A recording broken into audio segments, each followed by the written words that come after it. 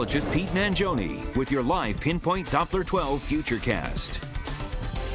Good afternoon. It's really two rounds of weather which will affect us over the next several days. Round one we are almost done with, but not quite, especially if you're Newport on into New Bedford out into eastern Massachusetts. We'll show you the radar in just a second. But for most of us, most of the rain from round one is already on the ground. So between 1 and 3 inches already reported this morning. A few more rounds are possible, so we could add to this a little bit, but I don't think the evening commute will be nearly what we saw for the morning commute, as the showers will be much less frequent.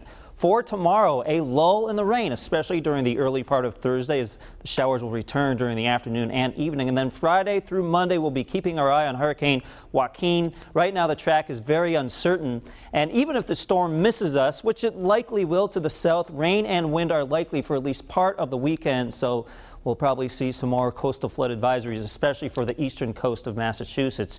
As of now, the flood advisory along the south coast has been dropped. Taking a look at Hurricane Joaquin, a Category 1 storm, now at 80 miles an hour, strengthening very quickly this morning. And notice how the current track from the National Hurricane Center strengthens it into a 2, even a Category 3 temporarily. This is Monday morning, just offshore from Maryland, southern New Jersey. Now, we don't take this too literally because this has been all over the place in the past several runs. Still much uncertainty in where this will eventually go, so we need to keep an eye on it closely, even as will likely happen if it goes somewhere to the south. Likely a front out ahead of that will sort of attach itself to the storm, giving us some of those gusty winds and rain. How about rain this morning, right? Quite a lot of it. Now, these are the reports coming in from our weather stations. Most of these are located at airports. We saw numerous reports of street flooding, some power outages. Here are some additional reports from weather spotters. Providence, over 3 inches of rain. West Gloucester, 3.5, and Westerly at around 3 inches. So lots of tropical moisture involved in this. Here is live Pinpoint Doppler 12. Notice we still have the heavy downpours from Little Compton into New Bedford along 195. So if you're driving out to the east, say out to the Cape this afternoon, be mindful, some pretty heavy downpours to get through. For the rest of us, the showers will be much spottier this afternoon. Plenty of lulls with the threat of downpours still there. And even we're noticing a little sunshine across portions of western and central Rhode Island this morning. Our Futurecast details this very well. Notice we still have the green, but it's much spottier, much less coverage with the green than what we saw this morning.